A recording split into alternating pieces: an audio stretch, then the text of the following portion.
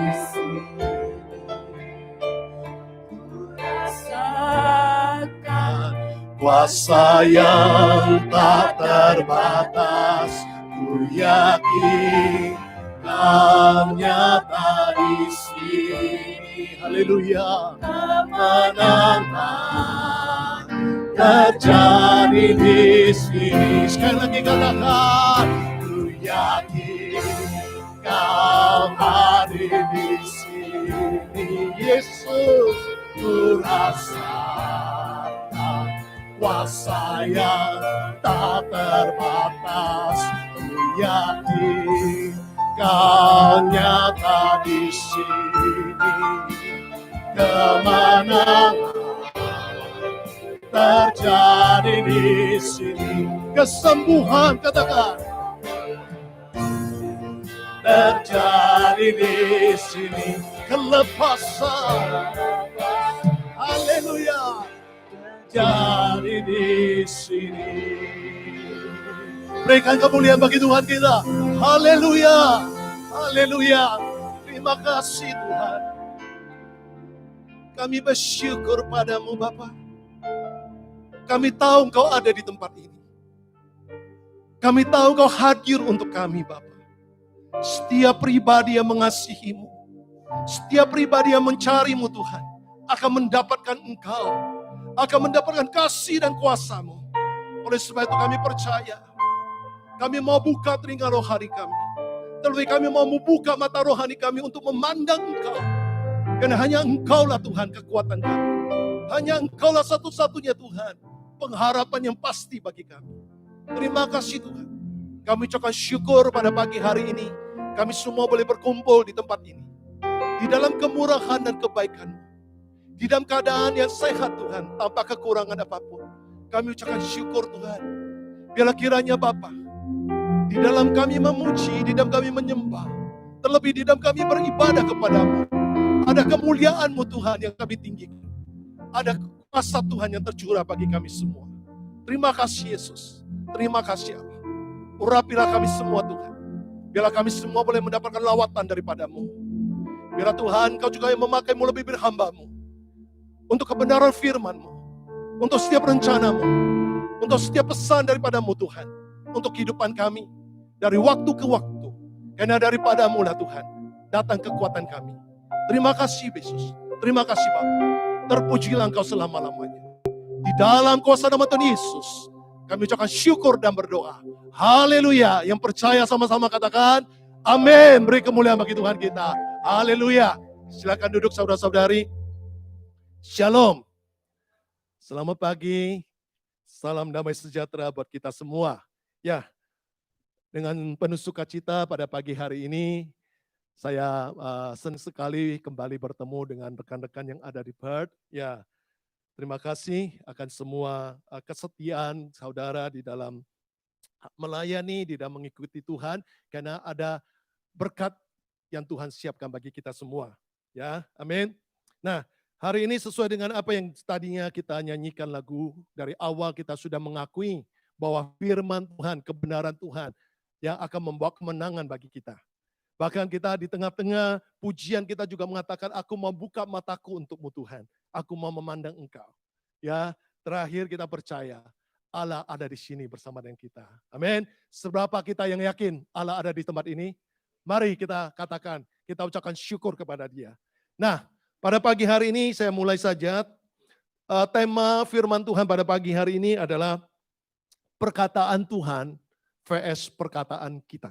Ya, perkataan Tuhan yaitu firman Tuhan vs dengan perkataan diri kita sendiri.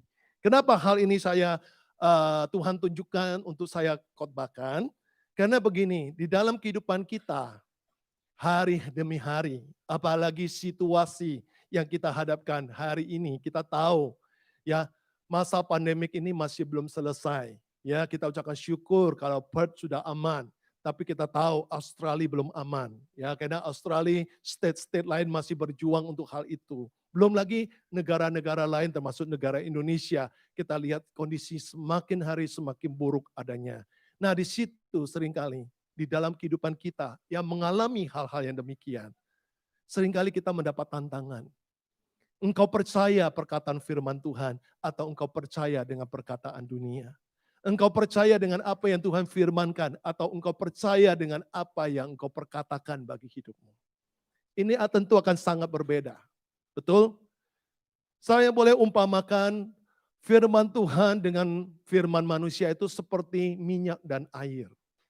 Gimana pun kita aduk-aduk untuk mencampurkan mereka, tetap pada akhirnya dia terpisah. Karena kenapa? Karena memang perkataan firman Tuhan itu berbeda dengan perkataan manusia. Perkataan firman Tuhan jauh punya kuasa dibanding dengan perkataan kita. Amin. Dan saudara tahu kenapa minyak dan air itu sulit untuk bercampur. Karena memang mereka mempunyai molekul yang berbeda. Kalau air disebut molekulnya adalah molekul polar. Sedangkan minyak disebut molekulnya non-polar. Nanti saya jelaskan kenapa hal ini perlu kita ketahui. Kita lihat dulu firman Tuhan Amsal 3 ayat 5 dan 6. Percayalah kepada Tuhan dengan segenap hatimu dan janganlah bersandar kepada pengertianmu sendiri. Akuilah dia dalam segala lakumu, maka ia akan meluruskan jalanmu. Amin. Tuhan kembali mengingatkan kepada kita, jangan kita bersandar kepada pengertian kita sendiri. Tetapi bersandarlah dengan imanmu untuk percaya kepadanya. Karena ketika engkau mengakui dia, akan bertindak dalam hidup kita. Amin. Nah, kita kembali. Kenapa tadi dikatakan perkataan firman Tuhan vs perkataan kita? Tadi sudah saya contohkan seperti air dan minyak. Nah, kalau air itu saya umpamakan sebagai perkataan manusia. Yang dimana tadi saya jelaskan bahwa air itu punya molekul yang namanya polar. Di dalam molekul polar itu terdapat kutub yang namanya positif dan negatif.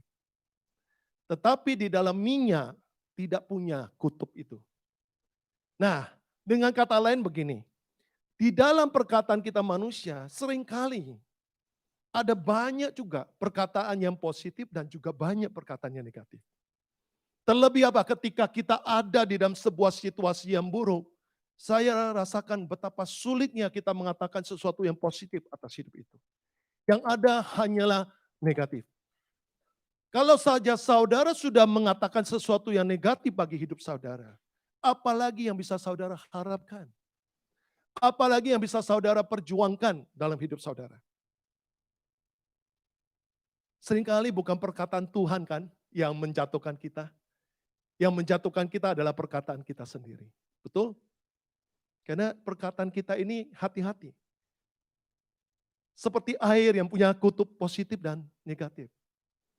Hari ini kita bisa membangun pagi dengan mengucapkan syukur. Tapi siangnya kita bisa mengomel atas hari yang kita jalankan. Jadi sungguh perkataan manusia itu tidak bisa diandalkan. Jangankan manusia lain, kita sendiri pun tidak bisa andalkan. Makanya saya bilang kalau kita mau mengandalkan hidup kita, jangan pada perkataan kita, tapi perkataan Allah. Seperti apa yang firman Tuhan katakan kepada kita. Hari ini Tuhan mau mengajari kita sebagai orang-orang yang percaya kepadanya untuk berjalan mengikuti apa yang dikatakan Tuhan. Bukan dikatakan oleh manusia. Manusia boleh mengatakan ini dan itu, tapi Allah mengatakan lain, kita ikuti apa yang dikatakan Allah. Karena daripadanya lah sumber kekuatan kita. Bahkan daripadanya lah sumber dari segala jawaban bagi persoalan kita. Manusia bisa saja mengarang sesuatu atau manusia bisa saja mengatakan sesuatu yang mungkin terdengar lebih baik. Tapi ingat, perkataan yang lebih baik belum tentu ya akan membantu kita. Tapi ingat, perkataan Tuhan itu adalah benar. Kebenaran itulah yang melepaskan kita dan memerdekakan kita. Dan kebenaran itulah yang sesungguhnya yang patut kita cari. Bukan yang lebih baik. Apa gunanya kalau sesuatu perkataan yang lebih baik itu hanya untuk menghibur kita. Hanya untuk apa? Mengelabui perasaan kita. Seolah-olah kita lihat seseorang lagi sedih lalu kita berkata sesuatu yang baik buat dia supaya dia kuat. baik supaya dia punya pikiran nggak negatif lagi. Itu mungkin berlaku sebentar. Tapi kalau kita berkata sesuatu yang benar, orang ini dibukakan pikirannya untuk benar, saya percaya orang ini akan mampu menghadapi setiap masalah itu dengan baik. Sehingga dia tidak lagi takut dan tidak lagi gentar, bahkan dia tahu bagaimana dia meraih kemenangan bersama dengan Tuhan yang benar. Inilah kita, inilah kita. Tapi seringkali kita tidak melakukan hal ini sehingga apa? Ayat Amsal 3 ayat 5 dan 6 ini terjadi.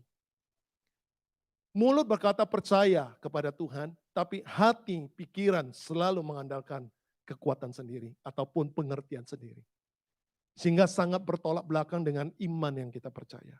Sehingga akan sulit perkataan Tuhan Yesus atau firman Tuhan itu kita jalankan dalam hidup kita. Sehingga kita tidak mengalami akan apa yang dikatakan kuasa Tuhan itu sendiri. Mari kita coba lihat. Firman Tuhan berikutnya yang mengatakan, ketahuilah tidak ada seorang pun yang bisa menasihati Tuhan. Pada 1 Korintus 2 ayat 16a. 1 Korintus 2 ayat 16a berkata, sebab siapakah yang mengetahui pikiran Tuhan sehingga ia dapat menasihati dia. Tidak ada seorang pun yang bisa menasihati Tuhan. Dan dia tidak perlu dinasihati. Karena dia Allah yang maha tahu. Dia Allah yang penuh dengan hikmat. Dia Allah yang tahu akan apa yang dia harus kerjakan untuk kita. Seringkali memang kita sulit mengerti akan bagaimana cara dan jalan Tuhan untuk menolong kita. Untuk menggenapi rencananya atas hidup kita. Namun satu hal, tetaplah percaya bahwa Tuhan sangat tahu dan mengerti bagaimana memberikan apa yang kita butuhkan dalam hidup kita. Amin.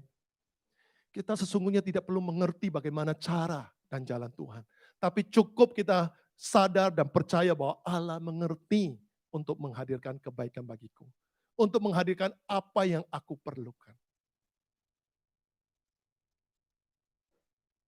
Kadang-kadang hidup kita ini seperti kita sedang memandang yang namanya jigsaw puzzle. Saudara tahu ya jigsaw puzzle? Kalau dulu kita zaman usia, ya saya terutama, jigsaw puzzle yang ada itu cuma bentuk kubus. Satu kotak itu paling tidak isi 6 gambar. Ya, kiri kanan atas bawah, tinggal diputar-putar untuk jadikan gambar satu. Ya biasa ada 9 kubusnya, jadilah gambar apa. Nah sekarang jigsaw puzzle sekarang lebih keren. Ada sampai 10.000 pecahannya, ya kan. Nah, saudara tahu, hidup kita itu ya seperti jigsaw puzzle itu. Gambaran besar Tuhan sudah tunjukkan. Tapi untuk menggenapi gambaran besar itu, kita perlu belajar untuk tetap sabar dan percaya. Dari waktu ke waktu, kita belajar untuk membuka satu persatu, untuk melihat satu persatu, kepingan-kepingan itu untuk kita pasang dalam hidup kita.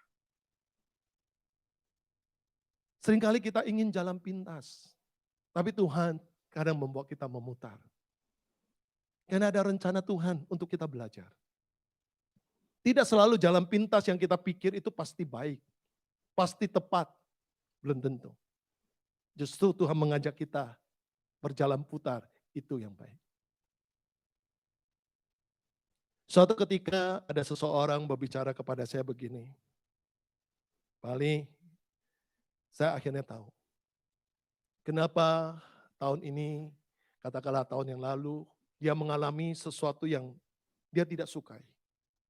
Sesuatu yang membuat dia sedih. Karena dia dikecewain oleh seseorang, dia ditinggali oleh seseorang. Dia bisa juga merasakan ada banyak hal yang tidak dia rasakan kasih dari orang-orang yang ada. Namun dia mengakui begini, justru lewat semua itu, aku bisa melihat bahwa Tuhan sungguh ada pada aku. Bahwa Tuhan itu sungguh membawa aku kepada suatu rencana yang lebih baik dari apa yang kubayangkan. Kadang-kadang kehidupan kita yang kita anggap tidak sejalan dengan apa yang kita harapkan, kita mengatakan itu buruk. Dalam Tuhan tidak ada yang buruk. Amin. Ingatlah, dalam firman Tuhan tidak ada perkataan yang buruk. Yang ada hanya perkataan manusia. Perkataan Tuhan hanya satu, baik untuk kita. Nah, kalau kita percaya perkataan Tuhan itu baik untuk kita, apapun situasi kita, ketika firman Tuhan diperkatakan, maka situasi yang buruk pasti menjadi baik. Amin. Tapi tidak demikian perkataan manusia. Oleh sebab itu, mari kita belajar. Hari ini hiduplah dengan percaya kepada perkataan Tuhan daripada perkataan manusia. Kenapa?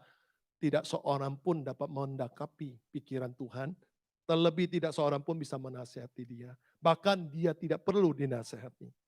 Jadi, mengerti atau tidak mengerti hidup kita dalam cara dan jalan Tuhan, percayalah bahwa Allah mengerti.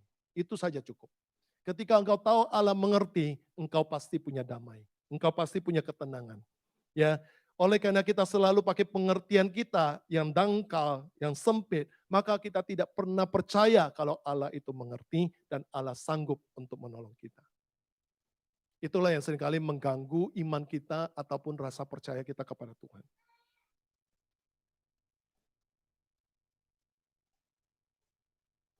Saya mau mengajak saudara mendengar sebuah kesaksian begini. Saya sudah pernah saksikan di I Care Fellowship. Ada seorang jemaat, saya nggak tahu, sepertinya pernah datang ke tempat ini. Istrinya adalah peniup shofar, ya, suaminya Ellen namanya, ya.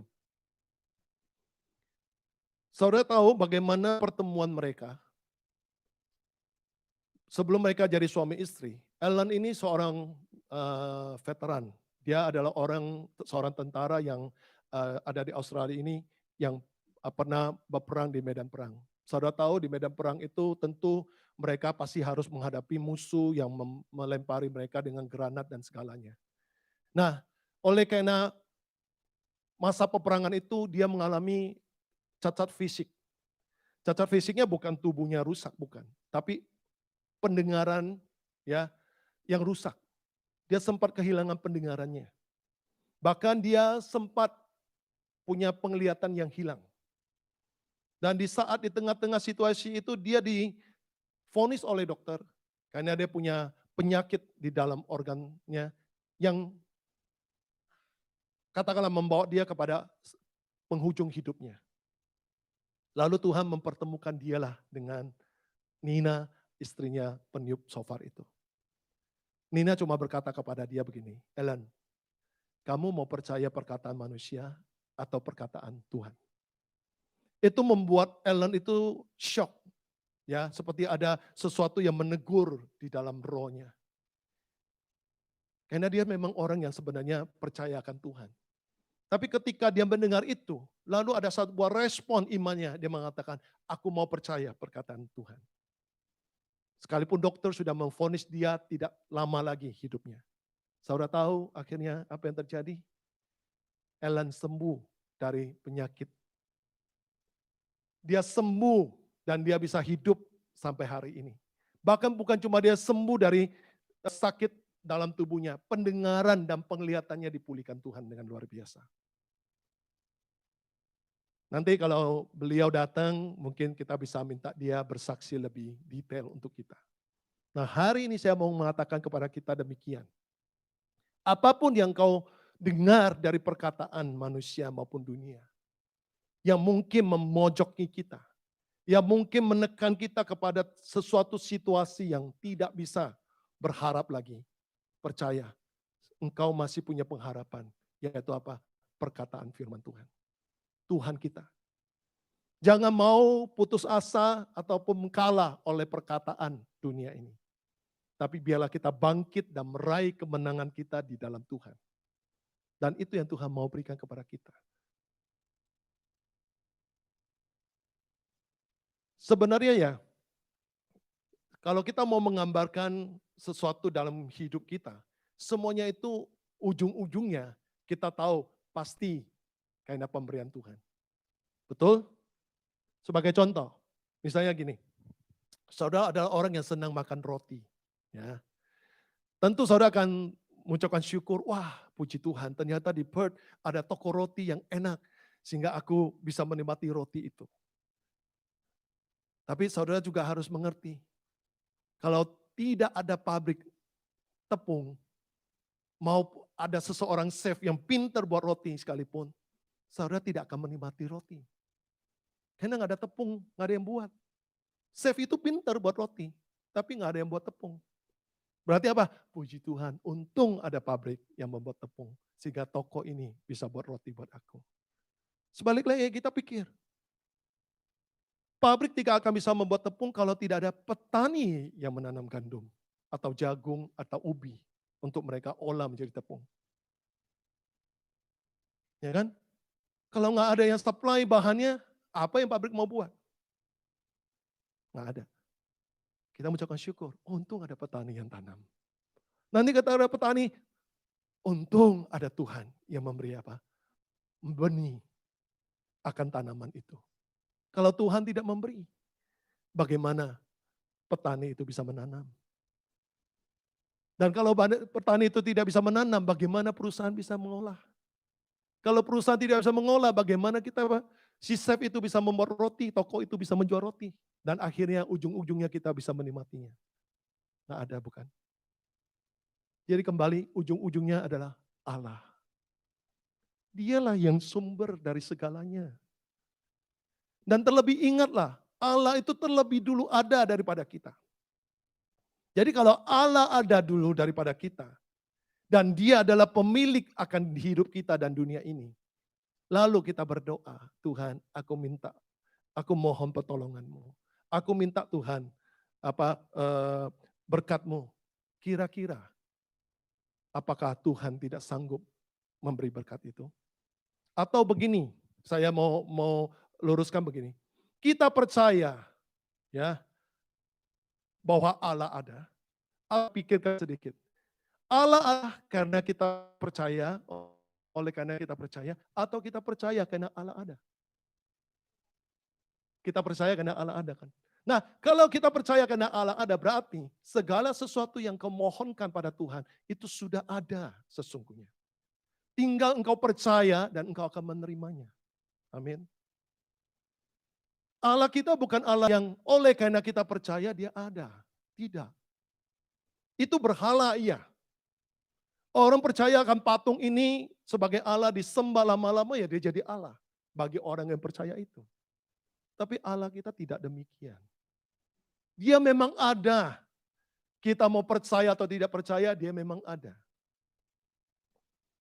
Contoh saja, contoh. Misalnya, saya sih belum pernah ke Amerika ya. Kalau mungkin saudara suatu hari bercerita, ada loh namanya kota San Francisco, bagus sekali, ada jembatannya begini, begini, begini. Saya mengatakan, enggak percaya. Ya kan? Nah, kata saya nggak percaya itu, apakah membuat kota San Francisco itu memang nggak ada? Karena saya nggak pernah pergi dan nggak pernah lihat, apakah membuat dia tidak ada? Tidak. Memang dia ada kok.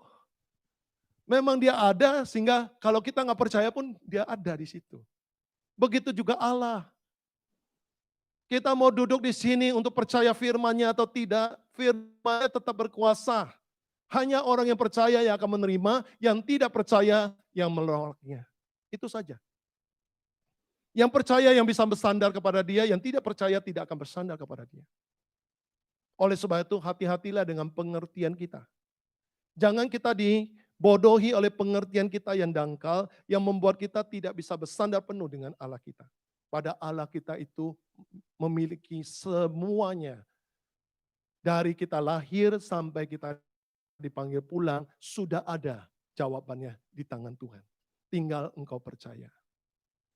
Amin. Kita perlu belajar hal ini.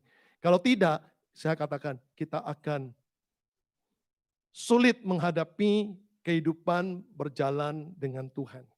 Karena seringkali berjalan dengan Tuhan ada banyak firman-Nya yang tidak boleh kita, katakanlah tidak boleh kita langgar. Karena apa? Karena Tuhan mau kita hidup dengan benar. Supaya kita tidak celaka oleh karena perbuatan yang salah. Tapi justru oleh karena itu seringkali kita merasa tidak bebas. Merasa kita ini tidak lain adalah orang yang sepertinya dibudaki oleh firman. Padahal firman Tuhan tidak pernah membudaki kita. Justru firman Tuhan selalu memerdekakan kita. Amin. Kita lihat hal berikutnya. Matius 19 ayat 26. Percayalah dan karakteristik Allah di dalam hidup kita. Yesus memandang mereka dan berkata, bagi manusia hal ini tidak mungkin, tetapi bagi Allah segala sesuatu mungkin. Ingat, firman Tuhan mengingatkan kepada kita, bagi kita apapun yang kita pandang, seringkali ada pesimis yang terjadi karena kita sendiri tidak mungkin melakukan apa yang kita bukan atau harapkan. Banyak hal yang bisa membuat kita tidak mampu melakukan itu. Oleh sebab itu, ketika kita merasa kita tidak mampu, lalu kita pun menganggap Tuhan tidak mampu. Tapi sesungguhnya tidak demikian. Tuhan mampu melakukan segalanya bagi kita. Maka kita selalu yakin tidak ada yang mustahil Tuhan dalam hidup kita. Ada sebuah kisah yang mungkin kita lama tidak mendengar, yaitu kisah ketika Tuhan Yesus disuruh membayar bea masuk di bait Allah. Ya, bea pajak untuk bait Allah.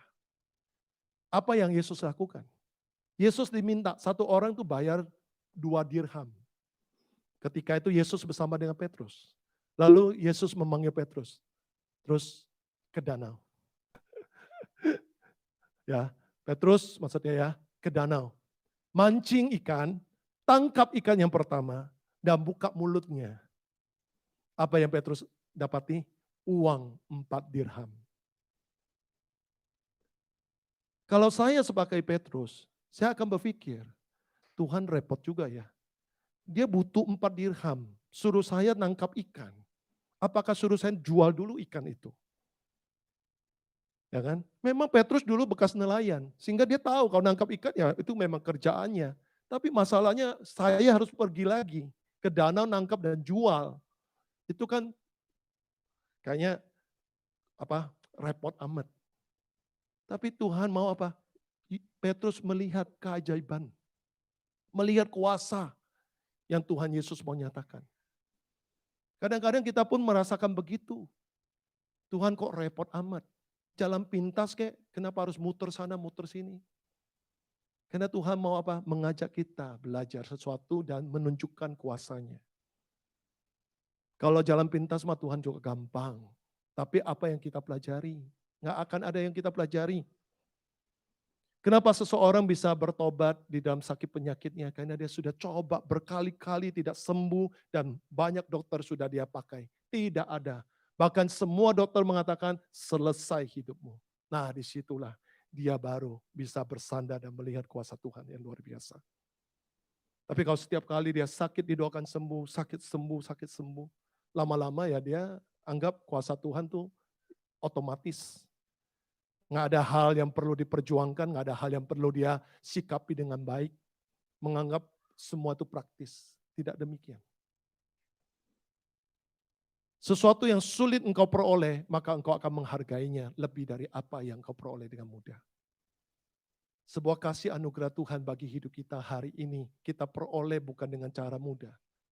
Mudah bagi kita, tapi tidak mudah bagi Yesus yang harus mati di atas kayu salib. Ya, bagi kita hari ini cukup mengatakan aku beriman dan percaya aku menerima keselamatan. Tapi ketahuilah, keselamatan itu dianugerahkan kepada kita lewat perjuangan Yesus yang harus mati di atas kayu salib menggantikan kita. Betapa menderitanya dia. Penderitaan harus dilewati untuk mendatangkan keselamatan bagi kita. Sehingga kalau kita tahu bahwa karunia Tuhan untuk keselamatan kita begitu rupa perjuangannya, kita pasti akan memegangnya dengan benar. Kita tidak akan mudah melepaskannya. Betul? Ini pelajaran memang untuk pengenalan kita, kerohanian kita dengan Tuhan itu harus kita sikapi dengan benar, sikapi dengan tepat. Karena ingat, waktu ini semakin dekat kepada kedatangan Tuhan yang akan membawa kita kembali kepada sorga, di mana tempat kita sudah disediakan. Tapi selama kita masih ada di dalam dunia, kita perlu terus belajar supaya kita tetap bisa hidupnya dekat dengan Tuhan, bersandar pada Tuhan, dan percaya kepada Dia. Sehingga Tuhan Yesus mengajarkan kepada kita sekali lagi jangan pakai pengertianmu. Biarlah engkau menjalankan akan apa yang Tuhan bicarakan. Kadang-kadang simple soal pengertian. Kita jangan pernah memastikan kita akan kenal baik dengan pasangan kita, keluarga kita. Sekalipun kita tiap hari bersama dengan mereka. Kenapa saya katakan begitu? Sebagai contoh misalnya gini. Katakanlah, saudara dan pasangan saudara, istri saudara atau anak-anak saudara suka belanja di satu tempat. Yang dimana saudara tahu tempat itu harganya cocok, barangnya juga banyak pilihan ataupun bisa saudara dapati barang tersebut di tempat itu. Lalu suatu ketika saudara meminta pasangan saudara atau anak saudara untuk membeli barang yang ada. Lalu mereka beli. Setelah mereka pulang, mereka dapati barang itu. Tapi saudara pasti melihat, saudara cek, kok harganya beda ya? Kok slipnya, loh kok bukan di tempat itu ya? Misalnya itu. Saudara pasti merasakan bahwa pasanganmu atau anakmu tidak mengikuti akan apa yang sudah dikerjakan selama ini bersama-sama. Padahal saudara tidak tahu akan apa di balik kejadian itu. Bahwa dia sudah ke situ. Hanya karena di situ tidak jual, terpaksa dia harus pergi tempat lain untuk membeli dengan harga yang sedikit berbeda. Tapi kita yang tidak mengerti, kita langsung mengklaim, kamu kok gak ke tempat itu ya? Bukannya ke tempat itu yang kita biasa beli, kita selalu mempersalahkan. Betul? Itu menunjukkan bahwa kita sama sekali gak bisa mengerti kok sesungguhnya sebuah kejadian di balik nalar kita. Begitu juga kita dengan Tuhan. Kita seringkali juga mengklaim sesuatu yang sepertinya aku gak bisa memikirkan. Logikaku gak masuk, kenapa Tuhan harus begitu? Padahal ujung-ujungnya kita juga dapat apa yang kita harapkan. Dan itu adalah cara Tuhan. Tapi kita manusia seringkali memakai pikiran-pikiran kita untuk mendikte pekerjaan Tuhan. Nah itulah yang membuat kita tidak pernah mengalami yang namanya kedamaian bersama dengan Tuhan, apapun ketenangan bersama dengan Tuhan. Tapi marilah kita lihat Yeremia 33 ayat 3. Kalau kita tidak mengerti, hendaklah kita meminta kepada Tuhan. Seperti apa yang dikatakan dalam Yeremia 33 ayat 3. Berserulah kepadaku, maka aku akan menjawab engkau dan akan memberitahukan kepadamu hal-hal yang besar yang tidak terpahami, yakni hal-hal yang tidak kau ketahui. Bukankah Allah sudah menyediakan rohnya? Bukankah Allah sudah mengutus rohnya untuk mendampingi kita, menolong kita, untuk mengerti akan setiap kehendaknya? Hanya saja kadang-kadang kita tidak peduli akan hal itu. Terlebih Tuhan bilang, bertanyalah kalau kita tidak tahu. Bertanyalah. Kita perlu bertanya kadang-kadang di saat kita mengalami hal-hal yang kita tidak pahami. Kenapa demikian, bagaimana hal itu bisa terjadi. Jangan kita gampang mempersalahkan dan terlebih jangan pernah kita memperkatakan sesuatu yang tidak baik akan apa yang kita alami. Kenapa? Percayalah bahwa di dalam Tuhan, apa yang buruk pun Tuhan bisa jadikan baik. Pengalaman Yusuf, dia diperlakukan oleh saudara-saudaranya, oleh orang-orang lain, membuat dia mengalami kehidupan yang tidak baik. Tapi oleh karena dia setia dan dia percaya kepada Tuhan, dia mengalami pemulihan yang luar biasa. Keburukan orang lain diubahkan menjadi kebaikan. Makanya Yusuf mengatakan manusia mampu mereka hal-hal yang jahat, tapi Tuhan mampu mengubahnya menjadi kebaikan bagi kita. Jadi hari ini cukup ketika engkau menghadapi masalah yang buruk sekalipun, mari perkatakan firman Tuhan dan berdoa meminta kepada Tuhan. Biar engkau tahu akan maksud apa yang Tuhan izinkan. Dan percayalah bahwa kebaikan itu tetap ada padamu. Tidak pernah hilang karena Tuhan pasti memberikan. Sehingga kita tutup dengan Yosua 1 ayat 8 sampai 9. Firman Tuhan pada Yosua 1 ayat 8 sampai 9 berkata, janganlah engkau lupa memperkatakan kitab Taurat ini, tetapi renungkanlah itu siang dan malam, supaya engkau bertindak hati-hati sesuai dengan segala yang tertulis di dalamnya. Sebab dengan demikian perjalananmu akan berhasil dan engkau akan beruntung. Ayat 9. Bukankah telah kuperintahkan, yaitu Allah, kepadamu, kepada kita semua, kuatkan dan teguhkanlah hatimu. Janganlah kecut, jangan tawar hati, sebab Tuhan Allahmu menyertai engkau kemanapun engkau pergi. Kalau ayat ini sudah Tuhan katakan demikian, berarti di tengah-tengah masalah pun ada Tuhan menyertai kita. Bukan cuma di saat kita baik, di situ kita katakan terima kasih ya Tuhan ada penyertaan-Mu. Tapi ketika sedang ada masalah, kita lalu berkeluh kesah di hadapan Tuhan. Sepertinya kita melihat Tuhan tidak menyertai kita. Tidak demikian. Ingat, firman Tuhan tadi dikatakan molekulnya seperti minyak yang saya gambarkan di sini, non-polar, dia tidak berkutub. Artinya dia adalah stable, dia adalah firman yang tetap, firm. Dalam keadaan apapun dia firman. Dia tidak akan berubah. Tapi manusia itu gampang berubah. Hari ini mengatakan A, besok bisa mengatakan B. Betul? Kalau Tuhan tidak. A ya A, mau keadaan apapun A. Tuhan berkata, aku memberkatimu, mau keadaan burukmu, Tuhan pun memberkati. Mau keadaanmu saat ini tertekan, Tuhan pun tetap memberkatimu. Dia mampu melakukan itu. Dan tidak ada satupun keadaan kita yang bisa mengganggu kuasa Tuhan. Bisa menggagalkan kuasa Tuhan atau rencananya bagi kita. Amin. Saudara harus memegang itu. Hari ini saya tidak tahu perkara apa yang saudara hadapi. Atau esok lusa saudara menghadapi perkara apapun, saya tidak tahu. Yang penting saudara tahu bahwa Tuhan menyertai saudara. Yang penting saudara tahu bahwa firman Tuhan bisa kita pegang. Bisa kita percaya. Yang penting saudara pun tahu janji Tuhan tidak dapat tergoyahkan oleh keadaan apapun. Itu yang saudara perlu pegang dalam hidup saudara. Maka saudara pasti bisa melewati setiap situasi kehidupan dengan baik dan saudara mengalami kemenangan yang datang daripada Tuhan. Amin. Puji Tuhan, Tuhan memberkati kita semua. Haleluya. Beri kemuliaan bagi Tuhan kita. Ya, saya harap firman Tuhan ini bisa membawa kita memandang dan mengerti Tuhan dengan benar, ya, karena ketika kita tidak memandang Tuhan dengan benar, maka saya katakan kita akan salah menilai akan apa yang menjadi janji Tuhan. Ya, puji Tuhan. Hari ini saya mau ajak kita naikkan pujian tadi, mungkin. Ku menyembah, ya. Kita mau masuk dalam pujian sebelum kita masuk dalam doa, ya. Kita mau mengucapkan syukur akan firman yang sudah Tuhan berikan kepada kita untuk kita selalu kuat di dalam Dia. Ku menyembah-Mu Bapa.